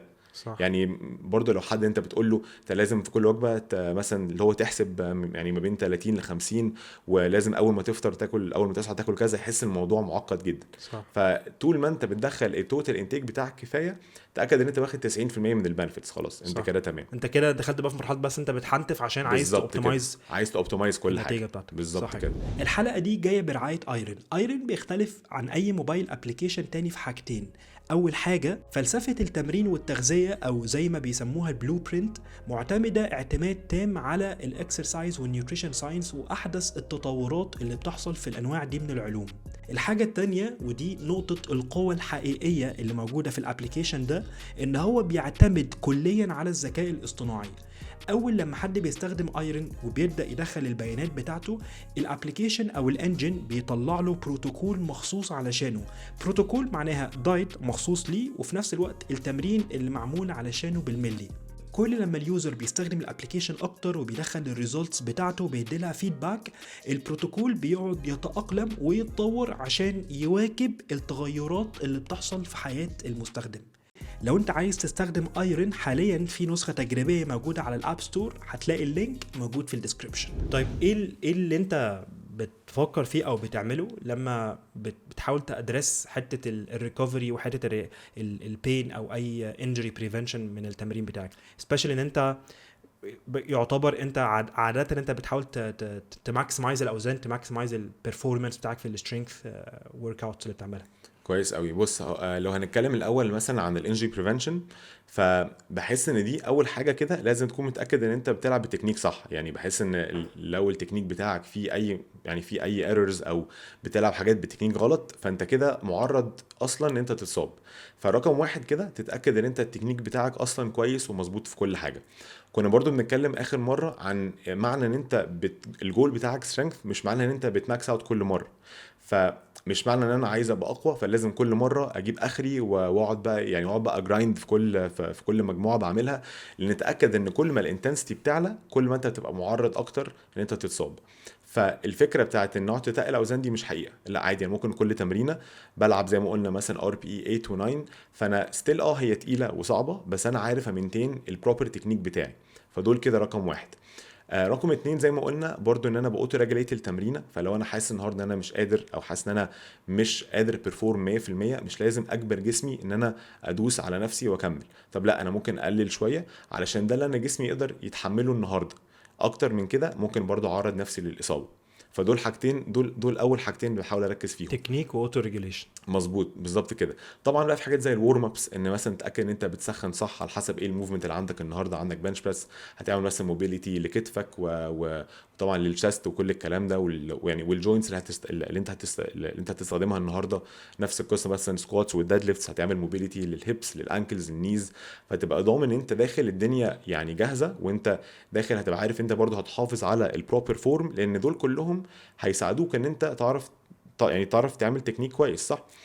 فتدي برايورتي للورم ابس والحاجات اللي هي قبل التمرين عشان تعرف تخش برضو من غير ما تتصاب وتسخن كويس من كل النواحي. يعني اعتقد اصلا الناس كتيره بتبقى مش عارفه ان ان التمرين بتاعنا في الجيم والباور بيلدينج والبودي بيلدينج او باور ليفتنج اصلا نسبه الاصابات فيه قليله جدا دي حقيقة. مقارنه مثلا حاجات بالكوره. تانية صح. الناس بتخاف. كنت لسه بتكلم مع واحد صاحبي قبله من يومين، واحد صديقي شبراوي اللي هو سمعني يعني في الحلقه دي، كان بيتكلم معايا، فكان بيحكي لي ان هو بيبقى خايف من الاصابات اللي ممكن تحصل من السكوات والديد ليفت والبنش بريس. مع ان الاصابات اللي تحصل البروبابيلتي ان انت تتصاب وانت بتلعب ماتش كوره خماسي مع صحابك اعلى بكتير almost 100% صح. عن ان انت بتتمرن في الجيم. ومعظم الاصابات اللي بتحصل للناس في الجيم بتبقى بسبب اخطاء، ان حاجه وقعت على رجلك، حاجه وقعت على صباعك، دمبل بليت، المواقف دي صح. طبعا في مواقف ان يعني في ناس حد شال وزن التكنيك بتاعه حصل فيه حاجه. في الفيديو المشهور قوي بتاع لاري ويلز صاحبه اللي هو كانوا بيعملوا الانكلاين بنش بريس. فده طبعا ممكن يحصل، بس ده مش ده العادي، مش ده النورم. ومش كل مره فعلا انت بتروح تتمرن فيها هدفك ان انت تماكس اوت. انت بتشوف انت جسمك بيقول لك انت قادر على ايه النهارده، وده اللي انت بتعمله صح. وبتبقى shy away from failure، الجمله اللي احنا بنقولها. احنا عمرنا ما قلنا ار بي اي 10 من ساعه اصلا خالص. دي نادرا ما هتوصل لها، ولو توصل لها ممكن يبقى وانت بتكمبيت. ده لو انت يعني عايز توصل اللي هو الترو راب الوان راب ماكس بالظبط. بس عاده انت تبقى بعيد عن الحته دي بالظبط. بس يعني هناقض نفسي بقى شويه في الحته دي. كده اي حد بيتمرن وبقاله كتير لازم هيتصاب. كده لازم تتقبل ان دي جزء من الباكج. ولو مش هتتصاب تاكد ان انت دايما يبقى فيه شويه اوجاع بسيطه عادي. يعني مثلا ركبتك مش احسن بالزبط. حاجه كتفك ده عادي. طب بس عشان انا وانت بس نبقى على نفس صفحه والناس اللي بتسمعنا ما تتلخبطش، لما احنا بنتكلم على الاصابات انا قصدي اصابه معناها ان انت غيرت تمرينك. اوكي. بس طبعا يعني دي قصه بقى تانية، حته الاوجاع واصلا انا كتفي مش مريحني فانا هقفل كوعي شويه. ايوه ده بيحصل كل تمرين يعني. ده لازم ده جزء من جيت تعمل مش عارف ايه فليك بريس فركبتك مضايقاك رحت على الهاك سكوات او سبليت سكوات. الحاجات دي عادي. احنا بنتكلم على اصابه انا مش قادر ابريس، مش قادر اصلا العب التمرينه دي. اصابه منعاك ان انت تعمل تمرينه مثلا كامله معينه. مثلا البنش بريس مش عارف اعملها الفتره دي بالظبط. فدي القصدي ان هي بتبقى قليله جدا. الحاجات التانية بسبب كمان ان في مميزات ان انت عندك اكسرسايز سيلكشن كبير قوي، بالذات لو حد بيتمرن زي الطريقه اللي احنا بنتكلم عليها باور بيلدينج، فانت مش محكوم بطريقه معينه بالظبط. فاكر المره اللي فاتت لما انت كنت بتقول في الحلقه في البودكاست اللي فاتت لما بتقول المين ليفت مش لازم تبقى سكوات وبنش وديد ليفت بالظبط. ممكن تبقى سيفتي بار، ممكن فرونت سكوات، ممكن اوفر هيد بريس، عندك كذا فاريشن. فانت مش بتبقى محكوم، فعندك المرونه ان انت اختار الحاجه اللي انت حاسس ان انت قادر تعملها من غير ما تبقى موجوع. صح. بس تقبل ان الاوجاع والاكس والبين وكوعي وركبتي ومش عارف ايه عادي، دي لازم هتحصل. كل الناس اصلا اللي ما بتلعبش رياضه بتحس بكده. ظهرك وجعك، كابتن صح. مصطفى واقف طول اليوم عمال بيصور بالظبط. متخيل يعني ظهرك ورقبتك ما هي بالظبط، هي ليها علاقه برضو انت بتعمل ايه بره الجيم. مثلا قعدت النهارده مثلا سقت فتره طويله، حاجات كتير قوي ممكن تكون مش مركز فيها، بس تاكد انها يبقى ليها يعني ليها برضو تاثير في الجيم. ودي برضو الحاجات اللي لما بنتكلم لازم تكون مركز فيها. يعني انت داخل حاسس مثلا كتفي النهارده مش مريحني، فمش لازم اخش العب بنش بريس يعني مش لازم اتقل. طب لا، شوف مثلا ضيق ايدك شويه، العب فاريشن تاني. مش لازم تركز النهارده على التشست، شوف مثلا يعني حتى ممكن تبدل تمرينتك عادي جدا. بالظبط. بس الاصابات الكبيره دي هي دي اللي احنا بنقول احتماليتها بالنسبه للباور ليفتنج قليله جدا، لو انت واخد بالك من الانتنسيز اللي انت بتلعب بيها والتكنيك اللي انت بتلعب بيه. يعني انا ممكن اكون متاكد ان لو حد بياخد باله من دول، يعني يعني 99% هو مش هيتصاب اصلا خالص. يعني هتبقى متاكد ان انت ماشي كويس، الا لو انت يعني لو انت مثلا بتكمبيت وعايز مثلا اللي هو تعمل بقى، يعني عايز تكسر رقم جديد، ساعتها ممكن في طبعا الاحتمال بيزيد. بس طول ما انت في فتره تمرين لا، ممكن ما تتصابش نهائي طول ما انت واخد بالك من الحاجات دي. بالظبط. وكمان حته ان انت تعمل ايه الحاجات اللي انت ممكن تعملها عشان تتجنب الاصابات. اللي انا بفكر فيه سخن كويس، لازم اول لا طبعا نمره واحد تكنيك لازم يكون اون بوينت، طبعا لازم اهم حاجه التكنيك. مم. حته الاوتو ريجوليشن انا متفق معاك فيها، يعني ما تتعفاش على نفسك، شوف جسمك بيقول لك ايه وتقبل الفيدباك اللي هو بيديهولك. بالظبط. الحاجه اللي بعد كده خلي عندك يونيفورم ابروتش للتمرين، غير من الاكسرسايز سيلكشن بتاعك طبعا من سايكل لسايكل، صح. لو ده مناسب ليك، عشان تبقى بتتاكد ان انت بتمرن كل العضلات والعضلات الصغيره، صح. كتف والظهر والرجل والركبه واللاج اكستنشن. فحاول ان انت تبقى بتفكر في التمرين بالشكل ده، فانت كده بتغطي كل الفجوات او صح. صح. النقط الضعف اللي ممكن تكون موجوده عندك. وانا برضو بحس اصلا ان الستايل بتاع التمرين بتاع الباور بيلدينج هو اوريدي بيساعدك ان انت ما تتصابش، لان انت بتلعب زي ما انت قلت كل الاكسسوارز او العضلات الصغيره. لان كده كده انت بتعمل سكواتس وبتعمل بنش وبتعمل ديد ليفت غصب عنك، حتى لو بتعملهم بكل الفاريشنز بتاعتهم، في عضلات مش بتشتغل 100%. ماشي كله بيشتغل، بس عمرها ما تشتغل بنفس الطريقه زي ما انت اديتها حاجه دايركت ليها هي. فلو انت بتدي تركيز للايزوليشن موفمنتس او العضلات الاصغر شويه، فهيبقى كل العضلات دايما اكتيفيتد ودايما شغاله. فهتلاقي نفسك ان انت لما تيجي بقى هتعمل يعني هتلعب الموفمنتس اللي هي الكومبيتيشن ليفتس، في الاغلب هتلاقي جسمك كله ماسك نفسه وشايل نفسه عشان انت بتشتغل كل العضلات. بلس برضو ان مثلا حاجه زي البنش بريس غصب عنك الرينج اوف موشن بتاعك مش زي مثلا الدمبل بريس، اكيد اقصر شويه، فكتفك بيتحط في حته كده ان هو مش بيعدي رينج اوف موشن معين. بس انت لو بتكومبلمنت ده مثلا بدمبل بريسز او شولدر بريسز او فلايز، لا انت بتعمل موفمنتس فيها ستريتش عالي قوي، وفيها لود في الحته اللي هو الستريتش بوزيشن بتاعك فيها لود عالي.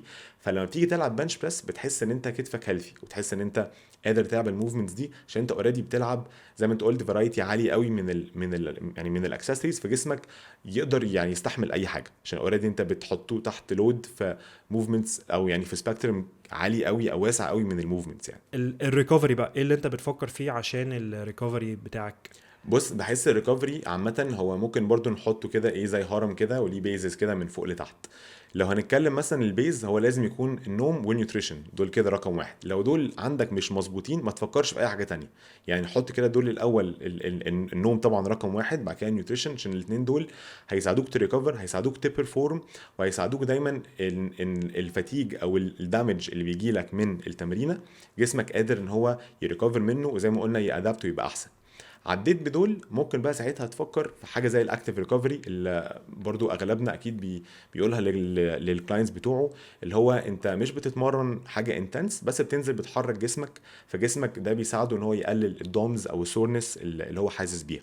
ممكن تكون مثلا زي سايكلينج خفيف، ممكن يبقى عادي ينزل يتمشى، ممكن يجري خفيف، ممكن مثلا يعمل سيركت خفيفه بيحرك فيها جسمه بس كل الجوينتس اللي هو فيها، ممكن يعمل شويه موبيليتي، ممكن ينزل يعوم. دي كلها انواع من الاكتيف ريكفري اللي هو هتساعد جسمك لو هو سور قوي ان انت هتتحسن وهتعرف تريكفر. فانا بالنسبه لي الثلاث حاجات دول مهمين قوي. وبرده في حاجه لها علاقه بالنيوتريشن، بحس ان في ناس كتير قوي بتبقى دي هايدريتد، ودي برده مؤخرا يعني بقيت احس انها بتاثر على الريكفري وعلى البرفورمانس يعني عامه يعني. متفق معاك. الحته بتاعت ان الواحد يتحرك. انت لما قلت الدومس اللي هي عشان بس لو حد مش عارف اللي هي delayed onset muscle soreness، ودي السورنس اللي انت بتحسها بعد تاني يوم من التمرين او تالت يوم اللي هو انت لعبت النهارده. بالظبط. انا كويس تاني يوم، بس على بالليل وعلى بكره الفجار السورنس بقى. بيبقى عنيف قوي وغالبا تلاقيه بيزيد مع الايام، يعني تحس ان انت صح. تقعد 4 ايام شادد. صح. مم.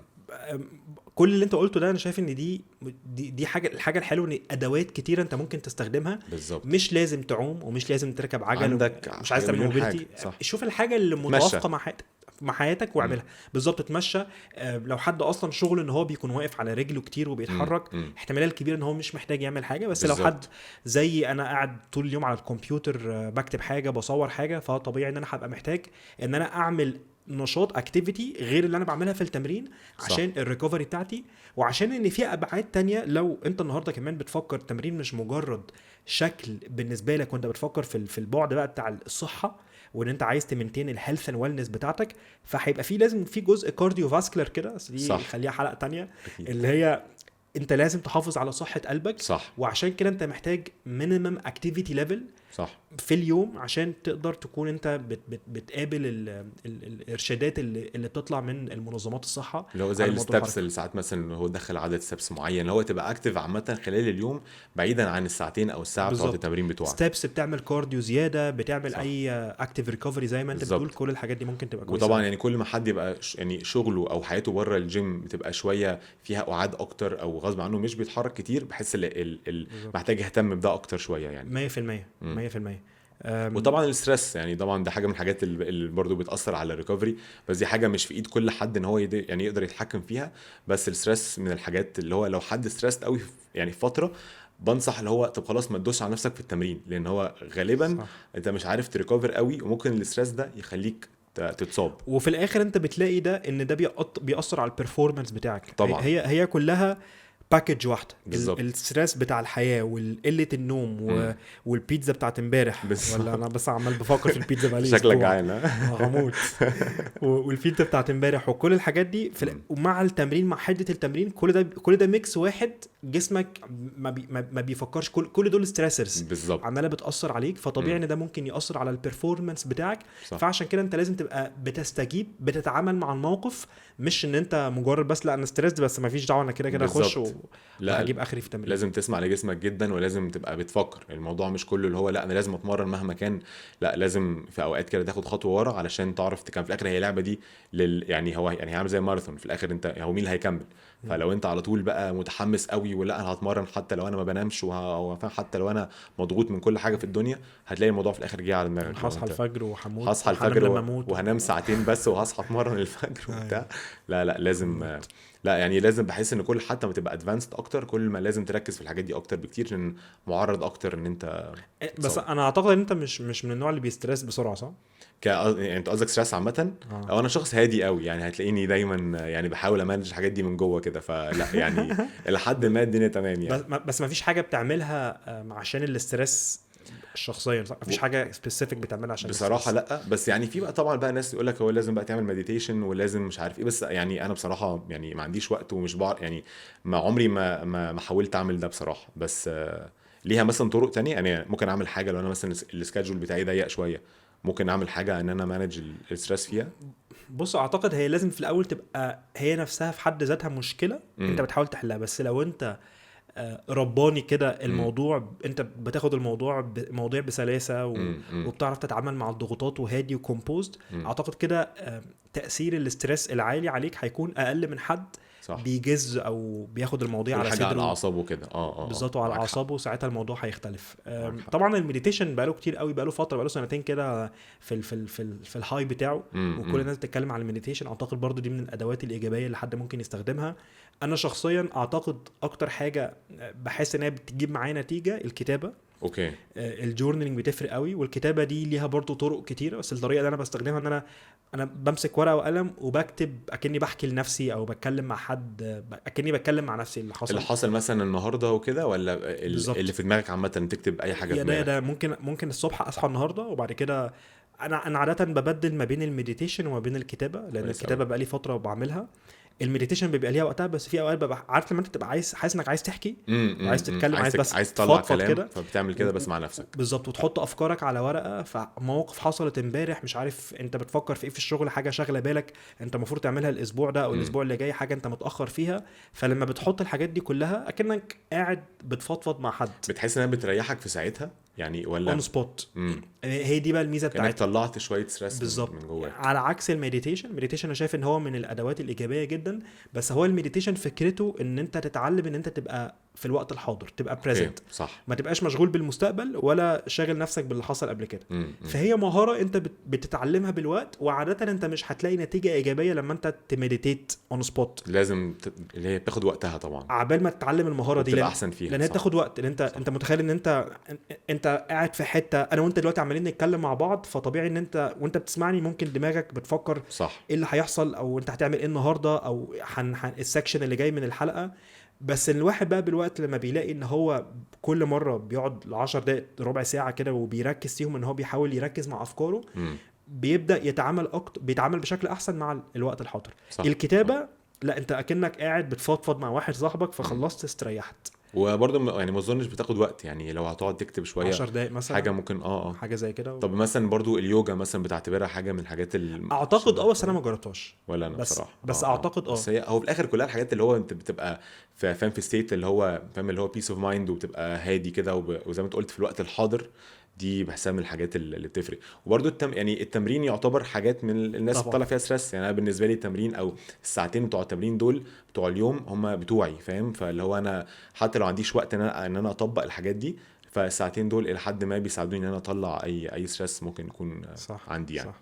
صح. حاسس ان في اي حاجه عايز تزودها في الحد يعني عامه ولا في النقط اللي فاتت دي كلها؟ مثلا ايه رايك في حته الريكفري؟ ايه رايك في الاجهزه اللي طالعه اللي هي الجديده، الحاجات اللي هي بقى اللي هي اللي فيها فايبريشنز وفيها اللي هو الالكتريسيتي اللي بتاعه العضلات؟ الحاجات دي بتحس انها يعني مثلا ورثت ان حد يجيبها مخصوص ولا لا؟ في حاجات واخده هايب طبعا دلوقتي، ابرزهم اعتقد حمام التلج. لسه اقول لك كل الشباب طايره خالص، وكله بقى البوست بتاع الرجاله بقى، وانت تمسك نفسك وانت اقوى من انت المخدرات، وده بيعلي التست وبيعلي جي اتش ومش عارف ايه. واندرو هيوبرمان في البودكاست بتاعه، عارف اندرو هيوبرمان؟ طبعا بيشجع عليه قوي. في لسه قاري ريفيو عليها من يومين. انا عاده لما بيكون في بيبر او حاجه ريسيرش بيبر، انا بقرا الريفيو بتاعها قبل ما بقرا البيبر، وساعات ما بقراش البيبر. فكره الريفيو لان انا بقرا الشرح او طريقه تفكير ريسيرشر، هو بيانتربريت الورقه ازاي. ودي تبقى حاجه مهمه قوي. انا عارف ان طلعت بره الموضوع، بس لا دي حته مهمه قوي، لان عشان احنا مش باحثين ومش بنشتغل في المجال البحثي في العلوم. في حاجات يعني على سبيل المثال statistical انت مش هتبقى عارف ان في حاجه فلود، في غلطه من الغلطات موجوده في الورقه دي، فبالتالي الكونكلوجن اللي طلعوا بيها هي مغلوطه. هقول لك على حاجه، شايف الهايب بتاعت الاسبارتام اللي طالعه؟ طبعا هو بتاع كانسر وكده. في فيديو هسجله عليها النهارده اعتقد او حاجه، وهو السبب ان الهايب ده طلع بسبب ان في معمل ابحاث كده اسمه انستيتيوت في بلد من البلاد الأوروبية، عمل كذا بحث على الحيوانات وربط ما بين الأسبارتام وإن بيجي كانسر الحيوانات. الفكرة إن معظم الدراسات اللي اتعملت دي كانت فلود، كان في مشكلة في البحث العلمي نفسها، في الطريقة اللي هم يا إما they conducted the study أو إن هم بيجمعوا بيها الستاتس بتاعتها. في بقى ريفيو كبيرة قوي لسه معمولة أول السنة دي، سيستماتيك ريفيو، بصت على كل الدراسات اللي اتعملت على كل البني آدمين وكل الحيوانات، ولقيت في الآخر إن مفيش أي حاجة بتربط الأسبارتام إن بيجي كانسر للبني آدمين ولا الحيوانات. ولا حتى بدوزز عالية، لا بدوزز عالية فيه، بس الدوز العالية دي اللي هو أنت بتشرب 20 كان كوك في اليوم. صح. أصلا لو بتشرب 20 كوك في اليوم انت هتموت من مش قصدي هتموت، بس قصدي انت هتتبهدل من الكافيين قبل الاسبارتام، قبل اي حاجه. لان انت اصلا هتعدي احتياجك من الكافيين وهتحسس ان انت كده هتقعد 3 ايام ما بتنامش. فالاسبارتام مش هيبقى مشكلتك ساعتها، مشكله في حاجه تانية بالظبط. ومفيش حد بيشرب كده يعني. الشبح هيشرب له 3-4 في اليوم، ده التنين. بس معظم الناس بتشرب كوك حاجه واحده، او حتى ما بتشربش خالص، تشرب مثلا كل كام يوم مثلا حاجه دايت صودا. فدي الحته بس المهمه من لما احنا بنشوف حاجه وهايب عليها، ومع ان ممكن ما يبقاش فيه دلائل علميه بتدعم ان ده مفيد ولا لا، بس في نفس الوقت في حاجات لو انت عملتها كده ملهاش داون سايد، بنسبه كبيره ملهاش اب سايد، بس مش هتخسر حاجه، فعايز تعملها. صح. فكره حمام التلج ده هو ليه مشكله واحده بس، ان انت لو بتعمله بشكل كونسيستنت ان ده هيبلانت الهايبرتروفي، هيقلل من الهايبرتروفي، صح. عشان بيقلل السيجنالينج، يعني هيقلل السيجنالينج بتاع التمرين. فساعتها انت كده بتعكس النتيجه اللي انت اصلا بتدور عليها. وده علشان قصدك عشان اللي هو الانفلاميشن اللي جسمك بيتحط فيه من التمرين، فحمام التلج ده هي مش هيخليك تستفاد منه كانك اللي هو اتمرنت وما عملتش مثلا ما عملتش حمام تلج، عن ما انت اتمرنت وحصل اللي هو الانفلاميشن الطبيعي اللي بيحصل بعد اي تمرين، اللي هو الهيلثي اللي هو كويس عشان تعرف تمبروف. فقصدك ان ده بيأثر على الانفلاميشن، صح؟ بالظبط. عشان كده حمام التلج والانتي انفلاماتوري المفروض ما تاخدهمش بعد التمرين. صح. بس لو انت عملته مره في الاسبوع عادي مش هيحصل حاجه. بالزبط. لو انت بتلعب انديورنس، الشباب بتاع كروسفيت واي حد جاي من انديورنس بيست تايب اوف تريننج، تراياثلون والكلام ده كله، حمام التلج ممكن يكون مفيد جدا بالنسبه له، لان الهايبرتروفي اصلا هو مش جول من الجولز بتاعته، وممكن تساعده على الريكفري وكل الكلام ده 100% في الايفنتات اللي هم بيعملوها بقى في الكومبيتيشن والكلام ده كله. فدي حاجه بالنسبه لحمام التلج. الحته بتاعه الاجهزه زي الفوم رولر اللي بيتحرك، او بتاع اللي هو مش فاكر اسمه ايه، بالظبط حاجه زي الكومبكس بتاع شركه كومبكس. بص اصفر زي نو مفيش ريسيرش بيدعم الحته بتاعه كومبكس، بس انا شايف ان هو مفيش حاجه بتقول ان ليه داون سايد، فاللي عايز يستخدمه ممكن كمان يكون ليه بلاسيبو افكت، والبلاسيبو افكت كلنا عارفين ان هو، انا بحس ان هو يعني هو شبه الاكتيف ريكفري اللي انت بتتحرك، يعني هو برضو بيعمل برضو سيجنالز للعضله كانها بتشتغل. فاللي هو لو حد مثلا مش عايز ينزل يتمشى ولا عايز ينزل يعمل حاجه يعني فيزيكال ينزل يتمشى، ممكن ساعتها الماشين الجهاز ده يعني ممكن يريبليس يعني. انا شايف ان هو ما فيش منه ضرر، بس مش هحط عليه، مش هراهن عليه ان هو ده اللي هيمبروف الريكفري بتاعك. الحاجتين اللي انا هراهن عليهم ان هم بيمبروف الريكفري، اللايت اكتيفيتي، الكارديو الخفيف، تمشيه، عجله خفيف قوي، عوم خفيف قوي، الحاجات كمان انت متمكن منها. يعني انا اصلا بعوم بالعافيه، فلو نزلت عمت الموضوع بالنسبه لي هيبقى مجهد، ياخد منك مجهود زياده. فمقارنه بالتمشيه الحمد لله بعرف امشي، بعنصر اتمشى، فالموضوع هيكون بالنسبه لي ظريف. فانا هراهن على التمشيه، و100% النوم اصلا، يعني لو مش مظبوط فكك من اي حاجه تانية وركز في النوم. صح معاك حق. يعني النوم بس اديله اولويه، هو رقم واحد قبل اي حاجه. هتلاقي دنيتك اتحولت فعلا يعني. بالظبط. طيب تعالى نخش على فقره الاسئله. عندنا كام سؤال كده جالنا على انستجرام لما عملنا الستوري. اوكي. اول حاجه سؤال بتاع سيف تميمي بيقول لك بيسو طبيعي ولا نفخ؟ لا اكيد نفخ طبعا. نفخ طبعا. فكابتن سيف لا، بيسو خلاص اعترف. انت عارفني يعني احنا اتمرنا مع بعض منفوخ على ايدك. طيب تعالى في شويه اسئله جت على الاكونت بتاعي، في شويه اسئله جت عندك، فتعالى نبدا في سؤال جالك على الجيرمان فوليوم تريننج. انت اعتقد سؤال ايه رايك في الجيرمان فوليوم تريننج، صح؟ فور هايبرتروفي بيربسز ولا فور سترينث؟ عامه يعني إن لو حد هدفه اللي هو الهايبرتروفي او كده، هو عامه. بس يعني برضو سريعا، ايه هو الجيرمان فوليوم تريننج؟ هو نظام تمرين كان طلع مينلي للويت ليفترز علشان يساعدهم ان هم يبيلد ماسل وقت الاوف سيزون بتاعهم. هو مكون من ايه؟ هو بيتعمل يعني هو حاجه هاي فوليوم جدا طبعا. مينلي هو 10 سيتس اوف 10 مجاميع 10 عدات من كومباوند موفمنتس، يعني 100 عده من مثلا سكواتس او بنش بريس او ديد ليفتس او اي حاجه كومباوند. وطبعا بتتعمل بانتنسيتي واطيه، يعني حوالي 60% من الوان ريب ماكس بتاعتك. فهي فكره هي مش وحشه، هي اكيد طبعا بتنفع مع ناس كتيره، بالذات ان هم الناس دي ويل تريند، ناس دي يعني ادفانسد جدا. بس برضه هم بيعملوها في فتره معينه علشان محتاجين منها ادابتيشن معين وخلاص، يعلوا مثلا اللي هو حاجه اسمها ورك كاباسيتي، يزودوا شويه عضل، بالذات لو هم ده مش ستايل تمرينهم. فاي حاجه هيعملوها طبعا هتساعدهم وهتقويهم. بس لو حد هدفه ان انت تبيلد ماسل 10 مجاميع 10 عدات هتبقى كتير قوي، او انت مش محتاج ده كله علشان تقدر تاخد الاستيمولس انت تزيد عضل. يعني انت لو عملت 3 مجاميع في 10 بانتنسيتي اعلى، وزي ما قلنا وصلت اللي هو الار بي اي مثلا 8 او 9، فانت واخد بنفيت اعلى بكتير قوي من ال10 في 10. لان انت لو فكرت فيها 10 مجاميع 10 عدات، انت اول من اول ل5 مجموعه مثلا هتحس هم مش صعبين، لان انت بتلعب بانتنسيتي واطيه، وهتلاقي نفسك بعيد قوي عن او يعني الار بي اي واطي قوي في الاول. عقبال ما توصل لست رقم 8 8 9 10 غالبا دول هيبقى فيهم شويه جرايند او شويه تشالنج. فليه تعمل 100 عده من تمرينه وانت ممكن تاخد نفس البنفيت لو انت الجول بتاعك ان انت تزيد عضل من مجموعتين او ثلاثه بس. فانا بصراحه مش معاه قوي لو حد الجول بتاعه يزيد عضل يعني او سترينث، حتى في طرق افكتيف اكتر بكتير. اعتقد انا متفق معاك على اللي انت قلته. فعلا اول كام مجموعه 5 مجاميع او حاجه انت مثلا لسه اصلا مش حاسس بحاجه، حاسس بس انت لسه بعيد قوي عن الفيلير. فانا مش شايف معنى ان انت اصلا تعمل 5 مجاميع وعلى ايه على الفاضي. حاسس ان فكره 10 في 10 رايحه اكتر لفكره تسويقيه من ان هي تبقى طريقه تمارين فعاله. زي ما كنا بنتكلم في اول حلقه، لو انت اول مجموعه بتعمل فيها نفس العدات بتاعت اخر مجموعه، في حاجه غلط، صح. حاجه مش مظبوطه، مش طبيعي. انت لما المفروض لو اول مجموعه انت عملت 3 2 1 ار اي ار، طبيعي ان بعد كده البرفورمانس بتاعك هيبدا يتاثر بيقل. وتلاقي ان انت بتتعب من الاداء اللي انت عملته في المجموعه الاولى او المجموعه الثانيه. بالظبط. انا ممكن اتفهم حاجه زي كده اللي هو موضوع ال10 في 10 لو انت عايز تبراكتس قوي حاجه معينه، انت هدفك مش ان تقوى او تزيد عضل، انا عايز ابراكتس موفمنت معينه، بس برضو عمرها ما توصل ل10 في 10. بالظبط. يعني مثلا انا كنت قبل كده مثلا لعبت 10 في 3، يعني 10 مجاميع في 3 عدات مثلا، ماشي انت بتبراكتس مثلا بنش بريس 10 في 3، انت بتبراكتس الموفمنت وبرضو اللود مش عالي، فانت مش بتارجت سترينث قوي ولا انت بتارجت يعني اللي هو ماسل سايز، انت بتبراكتس السكيل نفسها. بس 10 في 10 زي ما انت قلت هي غالبا نص الساتس دي هي في الاخر جانك فوليوم، اللي هو الفوليوم اللي هو انت مش مستفيد منه. صح، متفق معاك. في طرق اذكى بكتير ان انت طبعا. تقدر تستفيد بوقتك في الجيم وفي الاخر تطلع بتمرينه فعاله، مش انك بالظبط. تعمل 10 مجاميع. وطبعا 10 في 10 انت يعني هتلاقي ان عدد التمارين في التمرينه دي كلها مثلا هتلعب ايه تمرينتين مثلا، هتلعب مثلا عقله وتلعب حاجه تانية عشان في الاخر تقفل 20 مجموعه. فبرضه انت قللت الفرايتي بتاع التمارين بتاعك يعني.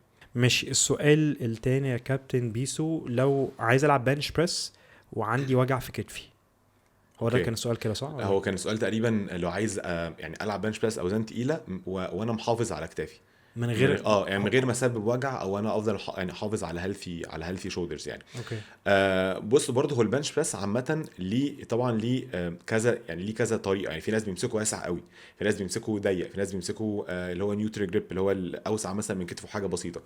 كل ما انت بتوسع ايدك اكتر كل ما في ستريس اكتر على كتفك واقل على ترايسبس. فلو انت حد يعني بتمسك واسع شويه، فغالبا هتبقى معرض ان انت ممكن مع الوقت ان انت كتفك يوجعك. وطبعا الكتير من اي حاجه ممكن يسبب مشاكل. يعني معظم الباور ليفترز عارفين الكلام ده. لو هو مثلا بيلعبوا بنش بريس كتير او سكواتس كتير، في الاغلب هتلاقي مثلا الكتاف شويه بتتعب بسرعه، الهيبس او النيز برضو ساعات بتبقى فتيج بسرعه يعني. فبحس ان ده ممكن نحله بمشكلتين. اول حاجه ان طبعا نكون مسخنين كويس وعاملين موبيليتي كويس لكل العضلات بالذات بتاعت الكتف، زي مثلا الروتيتور كاف ماسلز وكل الكلام ده اللي هي مسؤوله عن الاستابيليتي بتاعت الكتف. فده كده رقم واحد، ان انت تلعب التمارين دي وكمان تلعبها برضو with intent، اللي هو مش بس انا بلعب كده خلاص، لا العبها واركز فيها واحاول اشغل العضلات دي قبل ما اتمرن. الحاجه الثانيه البروبر تكنيك برضو في البنش بريس مهم جدا، لان معظم الناس ساعات بشوفها وهي بتلعب بنش بريس بيبقى كتافها دايما راوندد لقدام، او هو مثلا بيبنش هو بيزق وكتفه بيلف معاه، فده كده بتحط ستريس عالي قوي على كتفك برضه ملوش لازمه، وبرضه انت في بوزيشن اضعف. فلو انت بتابلاي الحاجات اللي هي في التكنيك زي مثلا ان انت بتريتراكت السكابولا وبتدخل يعني بتخلي كتفك يبقى فاهم في مكانه، وبتحاول وانت نازل تخلي ظهرك كله يعني غارس في البنش وكل الكلام ده، انت بتحط كتفك في بوزيشن سيف اكتر وستيبل اكتر بكتير ان انت تعرف تطلع ودرايف منه فورس وانت بتزق. خلصنا دول. النقطه اللي كنا لسه بنتكلم فيها الاكسسوارز مهمه جدا. يعني زي ما قلنا الرينج اوف موشن في البنش بريس هو قليل غصب عنك عشان بنعمل ارتش وبايدك واسعه شويه ومش عارف ايه. فلو انت بتكومبلمنت ده بحاجات زي الدمبل بريسز الديبس كل الحاجات اللي فيها رينج اوف موشن اعلى شويه، فانت بتحافظ على كتفك عشان بتحطه تحت بوزيشنز مختلفه في رينجز اوف موشن مختلفه. فلما تيجي تلعب بنش بريس الليميتيشن او الحاجه اللي انت مقصر فيها في البنش بريس عشان هي مثلا رينج اوف موشن انت بتعوضها في موفمنتس ثانيه. فبحس لو انت بتابلاي الثلاثه دول هتحافظ على كتافك. طبعا لو انت زي ما قلنا مش بتماكس اوت كل مره يعني احنا كده معتبرين انت بتتمرن طبيعي يعني. صح. اعتقد انت رديت رد وافي يعني على السؤال ده. حاجه ممكن اقولها ان كده مفيش حد يقدر، مش عمرك ما هتقدر تضمن ان ما يحصلش وجع في كتفك. صح. لان احسن ناس باحسن تكنيكس برضو بيحصل لهم اوجاع وبيحصل لهم اصابات. دي حاجه عاديه ومش مشكله، بس الحته دي مم. عادي عادي ان انت تبقى موجوع، ما فيهاش اي حاجه. هيبقى الجسم دايما بيلاقي طريقه ان هو بيهيل. وطول ما انت بتابلاي حاجات ذكيه في التمرين زي اللي انت كنت بتقول عليها دلوقتي في الطريقه بتاعه الابروتش، التسخين، الروتيتور كوف، التكنيك بتاعك، بتكومبلمنت ده باكسسوري اكسرسايز عشان تعوض الفجوات اللي بتحصل من المين ليفت. طول ما انت بتفكر بالطريقه الذكيه دي انت هتقلل المخاطر بتاعه الاصابات، بس عمرك ما هتشيلها بنسبه 100%. مظبوط طبعا 100%. كان في سؤالين، ممكن نبدا بتاع البروتين الاول ده، حاسه يعني ريليفنت. كان حد بيسال اللي هو لو هو مش بياخد احتياجه الكامل من البروتين بس عايز يستثمر في كرياتين، هل هو هيشوف منه نتيجه ولا لا؟ هو طبعا يعني الاول بس ركز في البروتين قبل ما تفكر في اي نوع سبلمنت، قبل حتى ما تفكر في الواي بروتين نفسه اللي هو برضو بروتين. يعني حاول على الاقل تدخل يعني احتياجك يعني من البروتين الاول ده، كده يبقى الاساس بتاعك قبل ما تفكر في اي حاجه تانية. حته الكرياتين، طبعا الكرياتين بيساعد على البرفورمانس وعلى ان انت تعرف يعني بتطلع انرجي احسن، بالذات في الحاجات اللي هي الانيروبيك زي الريزيستنت تريننج او زي السبرنتس وكل الكلام ده. بس يعني هو الاتنين ملهمش علاقه ببعض. يعني انت البروتين يعني لو من غيره الكرياتين برضو ساعتها هيبقى يعني لا، ما هيبقى ساعتها ملوش لازمه، لان انت اصلا في اساس كبير قوي عندك اللي هو يمكن اهم حاجه في الماسل ريكفري مش موجود. فانا شايف الاول لازم يركز ان هو يرجع البروتين انتاج بتاعه عالي زي ما كان، اللي هو زي ما قلنا جرام بير باوند، او يعني او 2 جرام لكل كيلو من وزنه. بعدين بقى فكر في اللي انت عايزه بقى، كرياتين بقى او مثلا اسينشال امينو اسيدز او ايا كان بقى انت بتفكر تجيب ايه سبلمنت يعني. انا متفق مع كلامك. اعتقد ان المقارنه دي اكننا بنقارن، بقول لك كوبايه القهوه دي احلى ولا التيشيرت اللي انا لابسها؟ ما لهمش اي علاقه. طبعا مش اي علاقه ببعض. والحاجه اللي بعد كده، احنا عمالين نتكلم من اول حلقه على الاوبتيمال بروتين انتيك، بس انت برضو عندك مدى كبير انت ممكن تتحرك فيه. احنا لو بنقول ان انت تاخد جرام لكل باوند، او اللي هو تقريبا 2 جرام او 2.2 جرام لكل كيلو جرام، انت ممكن تنزل لحد 1.5 او 1.6 من 10 1.6 جرام لكل كيلو. صح. ده لواحد وزنه 70-80 كيلو، احنا بنتكلم في 140 جرام مثلا، حاجه زي مثلا كده. مش كتير يعني، مش مش صعبه. مش رقم كبير. وما مم. دام انت عندك النيه ان انت كمان تشتري سبلمنت، هو الكرياتين طبعا من احلى مميزاته ان هو بيكون مش غالي عاده. مم.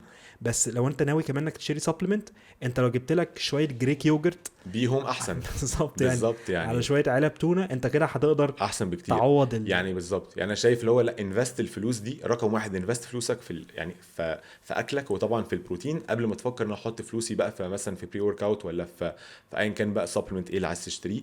لان بالظبط. اهم بكتير يعني. وبس بيلدينج على الحته بتاعت المقارنه، الكرياتين بيديك انرجي بس خلاص، بس ده كده اللي هو انت محتاجه منه. بالظبط. البروتين ده بيساعدك على بناء العضلات. صح. فمقارنه مش هتكون عادله بالنسبه لاي حاجه من الاثنين. وبرضو عشان السؤال ده ساعات بتسأله كتير قوي، هو الكرياتين مش بيدي انرجي اون سبوت، يعني هو مش زي الكافيين. يعني هو الناس تقول لي لازم اخد الكرياتين قبل التمرين، لا هو ملوش يعني مش لازم تاخده قبل التمرين خالص، ممكن تاخده اول ما تصحى قبل ما تنام مش فارقه.